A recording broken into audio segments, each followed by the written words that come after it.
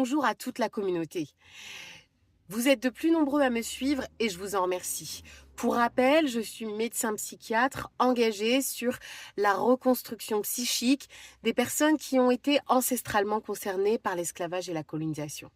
Mais avant tout, je suis d'abord un psychiatre. Et aujourd'hui, je lance ce message à toutes les personnes qui ont une intuition et qui parfois se retrouvent confrontées justement à des difficultés que peuvent rencontrer les lanceurs d'alerte ou toutes ces personnes qui, du fait de leur intuition, alertent le milieu dans lequel ils évoluent d'un phénomène qui n'est pas encore identifié comme grave, comme malsain ou dont on doit se préoccuper.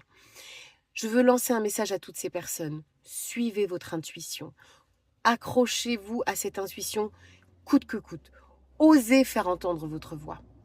Il y a plus de 10 ans maintenant, j'ai commencé mes études de médecine et plus particulièrement mes études de psychiatre. Très rapidement, j'ai compris à quel point il y avait un véritable problème en France avec la question des agressions sexuelles de manière générale.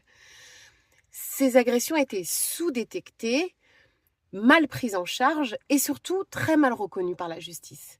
Je me souviens, à l'époque, j'étais jeune praticienne et cette situation me révoltait.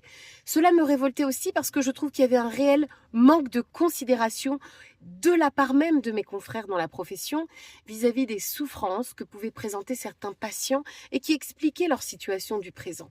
On m'a alors répondu des choses comme « Non, ça n'a peut-être rien à voir. Oh oui, mais on ne sait pas si c'est vrai.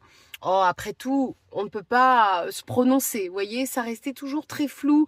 La patiente nous a relevé des antécédents d'agression, mais personne n'a fait de signalement, personne n'a essayé d'aller plus loin, y compris parfois même chez les enfants. Je me souviens alors à ce moment-là de la colère qui m'envahissait, de ce sentiment d'injustice que je ressentais.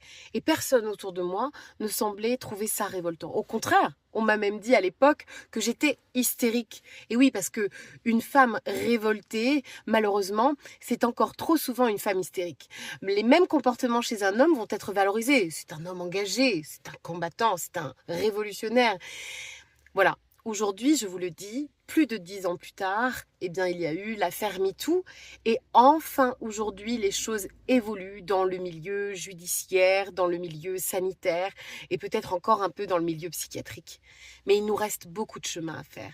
Alors, je dédicace cette vidéo à toutes ceux et celles qui ont souffert de violences mal reconnues et tous ceux et celles qui ont l'intuition que les choses ne sont pas justes, que les choses devraient évoluer.